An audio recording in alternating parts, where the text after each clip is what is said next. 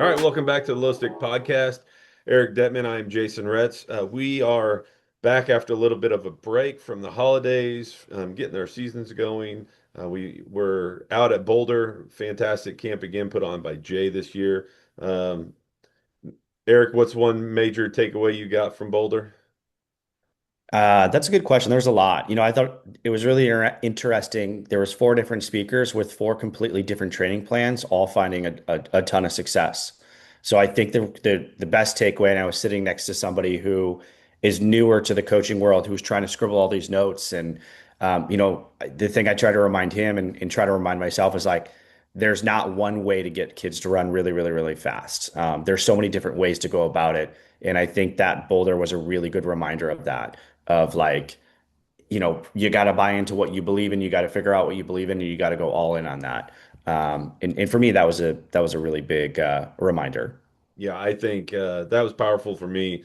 Um, just kind of smiling as everybody talked and like, oh, they do it a little different. They do it a little different. It is very confirming for people to know that if you've kind of got it figured out and what's working for you, that's probably the best way to do it. You Right. can hone in a few things, but you're probably doing it, or at least you're on the right track. What I thought it was neat to like to listen to, you could kind of tell what each person's like really important thing based on maybe their background, right? Like Yeah, the gal at Foster Ridge, like she's a marathoner, like she emphasizes the long run. Like that was really cool to see that, like, this is what I know, so this is what we're going to really focus on. yeah. And as a coach, it makes you easy to identify key points if things are working or not working when you're familiar with Right. it. Yep. Cool. All right. So without any further ado, we got another special guest with us today. Matt Goeckel from COROS is with us. We've got something really exciting planned. We have a free giveaway through a secret word that will be said at some point from one of us. What's the secret word? You don't know. You'll figure it out and you'll know immediately when you hear it. So, what do you do when you hear it? You need to DM us on any of our social media to be in a drawing. So, let's say it's January 29th. So, a week from now, if we're going to pull a winner and you are going to receive a brand new Koros watch. So, um, we are excited to have Matt. Matt, thanks for joining us. We met at Boulder. We had a great conversation just about running and technology and the things that you are doing and figuring out your background, which is pretty awesome in the tech side of it. Matt, give us a short introduction. Who are you? Yeah, Jason, Eric, thanks for having me. Really excited to be on the show here. So, yeah, I guess the background for me is so I was a track and field athlete, and in the most general sense. So I did like 20 different events in college, mostly on the distance side, but I did do some little bit of jumping and hurdling in there as well. So, came from definitely the side of track and field, and really attacked it from like a analytical standpoint. I'm just a very analytical person. So, film study, making sure that like every little detail was tracked. So the transition from college to working for Koros was pretty smooth at that point because I'd already like worked with so much data that coming into a data company like this is, I mean, it's second nature to me at this point. So at Koros, my official title is Sports Science Marketing Manager, which basically means I take our sports science and get it out there in front of people so that they know how to use it. That's awesome. How we've evolved, figuring out training zones and paces for athletes and giving them feedback has been super important over the years, and it's grown, right? We were talking just before this. I think my first GPS watch I had a little thing I put on my shoe and ran around like a pedometer and just figured out what my tempo was to what we have now, which is crazy. And we're going to let you dive into some of those pieces for that. But I know, Eric, you are an avid Chorus wearer. Um, what have you experienced? I mean, what do you love about it? Yeah, I love a lot. It's funny. I met Matt and Ryan Poland, one of his coworkers, last year at Boulder, and I just started raving about Koros as soon as I met them. My brother initially turned me on to it. I was Timex using like the Strava app on my phone and wanted something that I felt like was a little bit more reliable. I'd never really dove into a GPS watch before. I think maybe I had like one of the Nike TomTom ones at some point. Oh Uh, yeah, but yeah. my brother was like, "Hey, COROS, great value, whatever." So I bought one, and just instantly fell in love with it. Like in terms of the functionality, um, in terms of like the watch interface, the access to your phone, the app. Now as a coach, the COROS training hub. I mean, there's so many different things. And I joked with Matt and Ryan last year that like at some point I feel like I should be a COROS sales rep because we've gone from being a Garmin school, and I say a Garmin school in the sense of just everyone had Garmin because it's what they knew, to like, I would guess like 90% of the kids on our team have Coros watches. Like I would guess I've convinced like 100 and something people to buy Coros watches at this point. So I'm a big fan. And I'm excited to hear what Matt talks about. I've got some questions. He and I have talked a little bit in the past about how we've used the training hub, but um, I don't believe there's a better GPS watch out there in terms of tracking data, in terms of tracking distance, HRV, like all these different things. I think Coros is second to none. So Matt, let me ask you this as an initial question here. The difference between an athlete wearing a coach and I'm sorry, wearing the watch and a coach being able to pull data and understand what's coming off the athlete's watch. Um, where's the value that you see in the data that's being pulled for a coach to be able to make adjustments or to be able to help an athlete? Yeah, so there's kind of two main pieces to this part. So when you look at it from the athlete's perspective, like it's on the watch, it's there. So during workouts, coaches can get direct feedback from the athlete, right? You can ask them like, "Hey, what's your heart rate?" They can tell you within, 2 seconds, right? So that's kind of part one. Coach can make those adjustments on the fly. Part two is kind of knowing what the context is of those metrics that you get during the workout, right? So you look at say your heart rate is 150 during the workout on a rep, right? And it's important for a coach to know whether that's low or high, right? So if they don't have the context around that, then the number is meaningless. So looking into the data from a long-term perspective is really where Coro specializes for coaches. So we have a what we call the training hub. It's the desktop version of our app.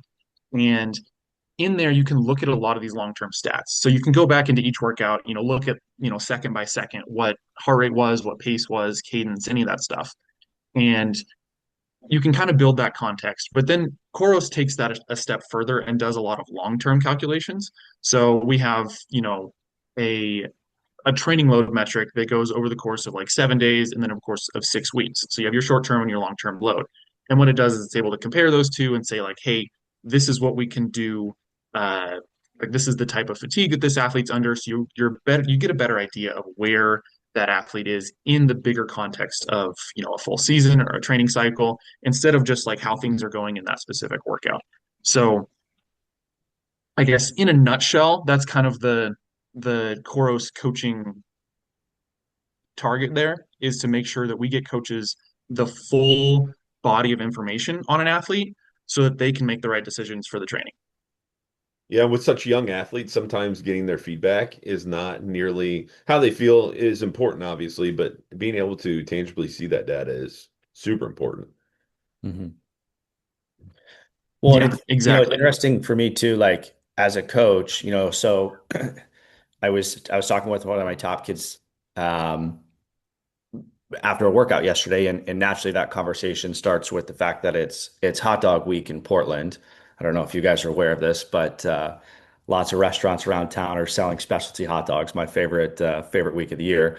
But we started talking about the Koros training hub, and it was awesome because she was talking about, some of the different metrics and looking at like her training status, and her number has been going up, and I've noticed my number goes up when I do these types of workouts versus those types of workouts. And it's cool that she is now more in tune with building confidence in specific workouts because she knows how well her body responds to them. um, is that a correct assessment, Matt? Oh, absolutely. Yeah, I think knowing the data and getting like it can help you build momentum as an athlete. So, you see the numbers tick up and then maybe when you get into a taper or something like that, the numbers start to tick down and it says like you're in the performance zone and all that stuff. So I think that especially the way that Koros presents a lot of this data, it presents it in a way that it's very motivating to an athlete. which I really like. I mean, both as somebody that still trains and, from a coaching perspective. Hmm. Now, over the years, like we have always joked with our team that when we look at your heart rate and we look at some of the other data on some of the older watches, like it's accurately inaccurate, right? Like it may not be exactly what it is, but that's all good and fine. But when I'm a coach trying to assess effort, it's super important. So can you talk about like potentially the accuracy of what the Chorus brings now? Yeah, so accuracy across the entire industry is, I mean, it's always improving. So, I mean, you go back 5 years and it was, better than 10 years ago, but not as good as now, right? So, what we look at is it's we have our gold standards, right? So for like heart rate would be like a chest strap or an EKG type thing.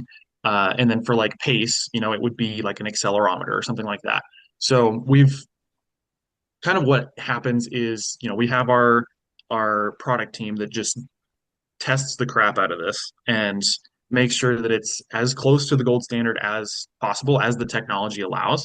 So, and then of course innovates that technology over the next iteration. So the the accuracy of it now is to a point where the wrist-based heart rate monitoring is still has room to grow. And I think the biggest reason for that is because there's not a lot of blood flow from the wrist.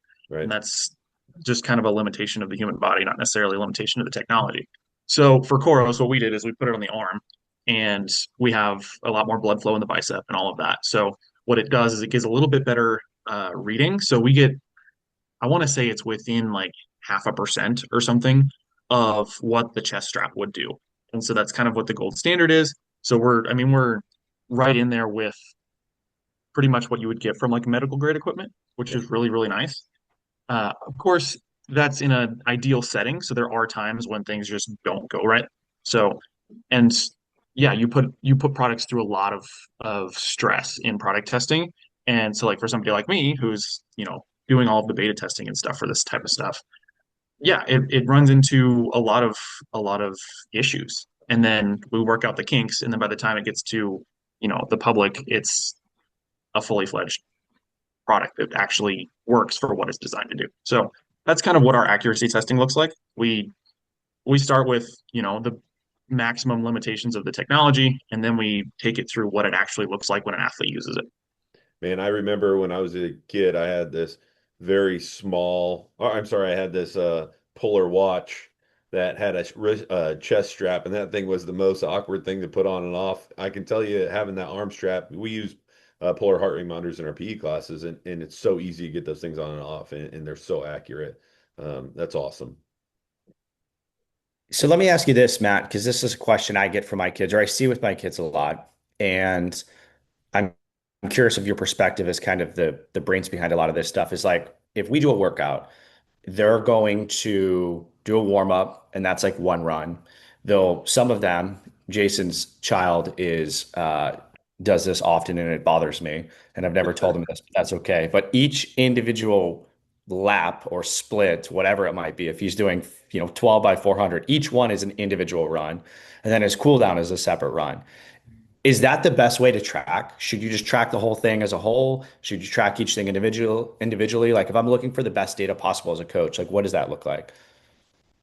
Yeah, I think from my perspective, I like to leave the watch running from the beginning of the workout to the very, very end.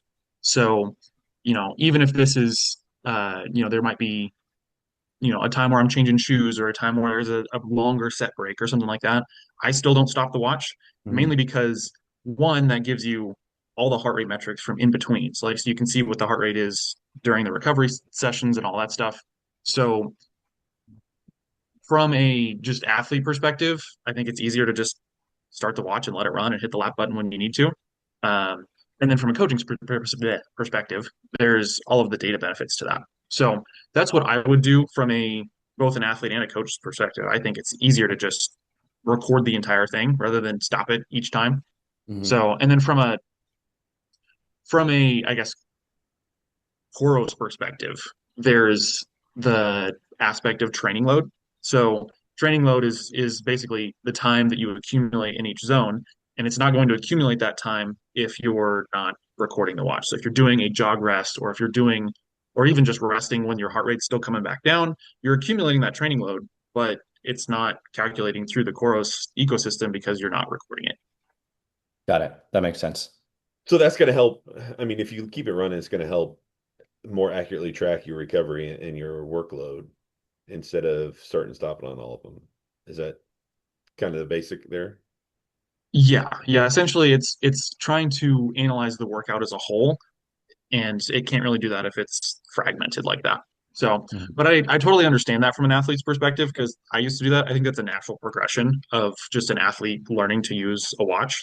Because I definitely used to be the guy that every 200-meter split I would save, and then eventually you see that it's a spam everybody's feed on Strava, and then you decide maybe I shouldn't do that. Yeah, hopefully Lance isn't listening to this and won't be disappointed with what I said, but He'll listen to it in 20 years and then he'll laugh at that point.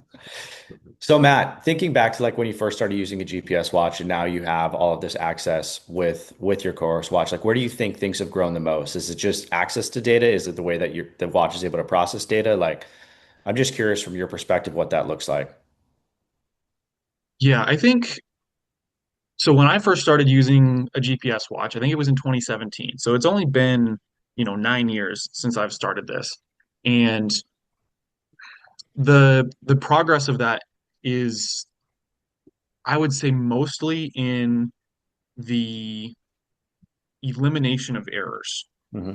So there was pretty accurate GPS at that point in time. There was pretty accurate heart rate stuff, but the number of times that it would mess up is significantly fewer now. So like before you might see like, once every 3 or 4 runs, you would Hmm. have heart rate that was just you didn't even know where it was coming from. The watch was guessing. Where now you don't see that near as often. It might be once a month. So that's what I notice the most is you see a lot of, and I think it comes from the field testing of these products because in the lab, it works in that one little spot that they're Yeah, creating it in. But then you take it out into every environment known to man, and it's going to be different. So I think just the fact that these technologies have been able to, I guess, be put through the elements and be tested in every different environment. So where now they don't mess up in near as many situations. sure. Because I don't think the materials or the actual like we don't have new satellites in the sky or anything like that. Like it's the same kind of technology there. It's just the way that they've kind of put it through all these different scenarios. Sure. So when I look at the training hub, like two of the metrics that I focus on the most, base fitness, I think is a nice metric, but the two that I focus on the most are load impact and intensity trend. Can you talk a little bit about like what each of those are individually and how we gather that data or how you guys gather that data? Because I think that would be helpful Yeah, for other coaches. Yeah, so I'll actually take it 2 steps back and kind of start from the training zones. So we have an algorithm, COROS calls it Evo Lab, but essentially it's an algorithm that takes, your training data and turns it into training zones. So it says, hey, here's what your heart rate is, here's what your pace was at that heart rate, and we're going to set your zones based off of this. So it gives you heart rate zones and it gives you pace zones. And COROS uses a 6 zone model, so it's like Zone one is like recovery stuff. Zone two is your general like easy paced type stuff. Zone three is more like marathon paced slash tempo type. Zone four is that threshold zone. Zone five is more VO2 max, 5K pace type stuff. And then zone six is more, 3K pace on down. Mhm. So those zones are set and I mean, there's a heart rate equivalent of all of that as well. So you have, heart rate and pace, and those are used to build the training load model. So training load is what feeds into those three metrics that you just talked about. So training load accumulates faster in the higher zones. So at higher intensity, you might get, 10 training load per minute, or at the lower zones, you might get like 2 training load per minute. So that's kind of how that works. And once you get into the base fitness and intensity trend, those are both using a calculation that basically takes 6 weeks of that data for base fitness, 7 days of that data for load impact. And basically runs a rolling average of that. So long term, 6 week rolling average of training load per day is what base fitness is like. So if your training or your base fitness is 100, that means you've averaged about 100 training load per day for 6 weeks. Mhm. And then load impact is the 7 day version of that. So 100 load impact means you've averaged about 100 for the last 7 days. So intensity trend, I think, is the kind of the magnum opus of this. So you take the entire training load model and all of the zones and everything, it peaks right here. This is the piece of information that you're looking for when you track all of this stuff. So this is the ratio between your short term and your long term. So 150% means you're doing 50% more work now in the last 7 days than what your long term over the last 6 weeks has been. And what we use that for is a just a way to see what the fatigue is on the athlete. So if you're at 100%, right, that means your long-term impact and your short-term impact are the same thing. So you're doing the same thing that you were doing 6 weeks ago, at least in terms of the amount of impact it has on your body. So maybe it's a little bit less low intensity stuff, more high intensity stuff, but the load evens out so that it's the same load. And what that does is it just kind of shows that that's something that the body can handle, that that particular athlete has grown accustomed to that particular amount of load and that they can recover from that fairly easily, right? If we get above that, that's still stressing the body, but usually, the body's adaptable, right? So you can stress your body a little bit so that it can grow, right? Otherwise, you would never see the base fitness go up. So essentially what this is a zone that you want to be in terms of the amount of training load that you're putting on an athlete. So what COROS is kind of outlined is that 100 to 150% and in that ratio. So intensity trend is between those two numbers. That is like the sweet spot for growing an athlete.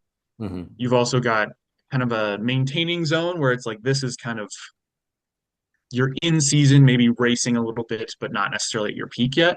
That's where we would see like an 80, 50 to, or let's see, probably like a 75 to 100% is where you would see that.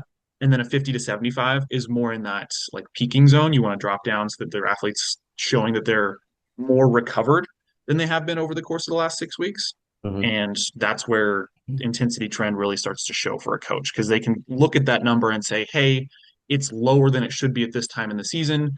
So we might need to increase the load, maybe add a couple reps this week. Or if it's too high, maybe we back off this week. So that's kind of where that's at. And you can look at that for each individual athlete. Yeah. That's It's such just, good stuff, especially yeah, for people who love to dive into numbers. yeah, it's just a cheat sheet for a coach Yeah. to be able to see that data and that information. Yeah. Let me ask you this. Oh, sorry, Jason, you got a question, you can dive in. All right, so if you're a new coach that doesn't understand anything of what we're talking about, how easy is it to get started? Yeah, I would say that's maybe the number one thing that Koros focuses on is ease of access, ease of use, right? So we start with you usually start with the app because that's what gets the watch set up and everything. But from a coach's perspective, you jump in here and it will show you the metrics that you want to look at within those like first screen or two, right? So you don't want to have to dig to find these things. So Koros, you open up the training hub, the zones are the first thing you see. And remember, that's the first thing I talked about. So you go to the second page, that's where those more advanced metrics with base fitness and load impact come in. So what we try to do is make it as easy as possible to view. And then from an accessibility standpoint, we have educational materials both built into the app and the training hub. So there's like a little question mark next to things that you can kind of hover over and it'll give you a little overview of what that's like. So you can do a little bit of self-education there. But then the other thing that's kind of nice with Koros is, we try and be a very, I guess, accessible company. So like when so the process to become a coach on the training hub, you actually do have to send me an email. And so there's a sign up form on the website for all of that. But the reason that we do that is so that you have a direct line of communication with the guy that actually understands this stuff, you know, in its DNA. Yeah. So you can always come in and ask questions to, the guy at Koros that knows what's going on. Mhm. So, and yeah, so I have a full calendar that's like, here's the dates and times, and you can just add a 30-minute meeting to my calendar and ask me as many questions as you want. So I think that's the most accessible thing for coaches is the amount that you want to learn, you can learn. And you can dive in as deep into this as you want. Or if you just want to see that your athletes are running over the weekend or over the off season, then you can do that too. If you want to just use it as a an attendance keeper, you can do Accountability. that. Yep. So it's it can be as shallow or as deep as a coach wants. It's It's awesome. amazing. Yeah, I mean, I'll second all of that. It's so easy, so easy. I know we got to wrap here shortly because we're coming up on time. But Matt, I got one more question for you, kind of diving back into the data piece. So, Jason, I think used to do an amazing job with his kids where they'd wake up and they had to fill out like what was my heart rate, and they would track it every morning and try to find like maybe I'm sick, maybe I'm stressed, whatever that might be. I think Coros's HRV does a really good job of giving you that type of information based on your watch. Can you dive a little bit into what HRV is and how that can help coaches? Yeah. So HRV, the science behind it is it's a measure of the stress on your nervous system. So I guess the way to look at it is you're at a constant tug of war between like your fight or flight response and the rest and digest response. So those two are always kind of like pulling against each other, trying to fight over what the heart rate should be, right? So if your fight or flight is highly activated, then your heart rate's going to be higher, right? If your rest digest is highly activated, then it's going to be lower. And what happens is when both of these are activated, which a healthy person usually has both of these activated, it's that fight is kind of a back and forth. So you see the variability, the heart rate isn't exactly, if it's 60 beats per minute, it's not 1 second between each beat. There might be 1.01 or 0.99 seconds. And so your variability there is the 0.02, right? So it's measuring the difference between what those heartbeats are. So instead of, a heart rate of like 60 or something like that, it's giving you a score in milliseconds or a value in milliseconds because that's the difference between the space between beats, if that makes sense. Mhm. So all of that is to say, when you stress the nervous system, particularly the fight or flight system, because the rest of the digest system doesn't really get overstimulated, right? But you can overstimulate that fight or flight by just training hard. So what you would look at from a coach's perspective is if that HRV drops, that means the fight or flight side is not pulling in that tug of war near as hard. So the rest and digest side is literally just, commanding the signals. So if the rest and digest says it wants to be 60 beats per minute, then it's going to be 60 beats per minute. And you might see that variability drop quite a bit because the other side, they're not getting a say in things. So the idea there is, you know, when that's low, then that means you're stressed and your fight or flight system is suppressed. Mhm. So that's where you would see, a wide range of things can stress that system. Hard training is one of them. So you can see that drop after a hard workout. And that's why you would take a couple of days of recovery. Illness is another one. And that's where you pair it with like resting heart rate, because resting heart rate usually shoots up when you have a any kind of infection or anything like that. So COROS is actually building a little bit of a thing here to kind of guide people to know what those numbers mean. And that way, you don't have to dig into it as deep as a coach or have this level of base knowledge. COROS can just kind of tell you what that means. Yeah, it's awesome. I love it. Yeah, and we use it a lot in our training.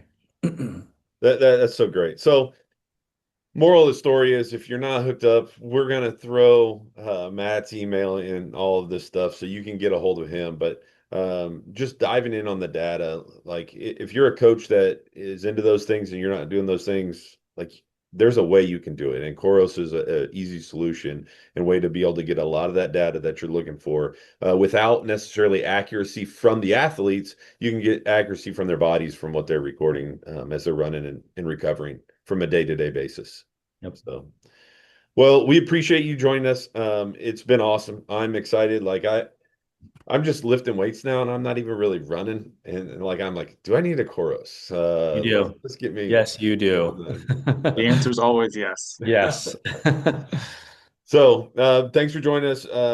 We're excited for what we've got coming up. We've got some more guests. Some people you may have seen before, some you may not have seen before. coming at you. Um, enjoy the nice cold weather. You're headed out to New York. Some kids to run fast here shortly. Hopefully, yeah. Ellery's going to go to Milrose, and we got a couple kids who are going to run up in Seattle at their mile meet. So should be a good weekend for Lincoln High School.